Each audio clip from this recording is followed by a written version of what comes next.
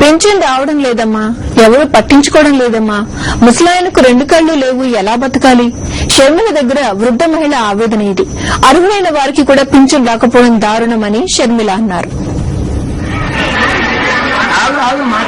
మహిళలైతే తమకు పింఛన్ రావటం లేదని షర్మిల దృష్టికి తీసుకొచ్చారు. ఉన్న వాళ్లకే పింఛన్లు వస్తున్నాయని, రాని వాళ్లకు అసలు రావటం లేదని చెప్పారు.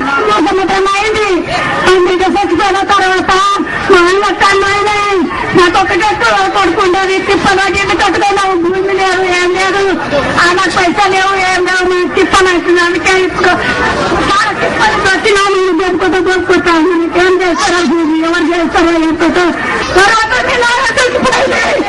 ఇబ్బంది తెచ్చిపోతారు. నేను ఆయన కూడా కన్నా ఆయన బిడ్డ చచ్చిపోయిన తర్వాత పైసలు చేపిస్తారమ్మా. ఆయన కన్నా కన్నా మీరు అందుకు వచ్చినాను, అందుకే వచ్చినాను. నేను పూజ చేసుకుంటే ఇక్కడ పోగొట్టి అమ్ముకొని ఇల్లు కట్టుకున్నా. నాకు పెన్షన్ లేదు. పూజ చేసుకొని బతకాలంటే నా కాళ్ళ నొప్పులు వచ్చి లేకుండా 50 పెట్టుకున్న బావకాల ఖర్చు.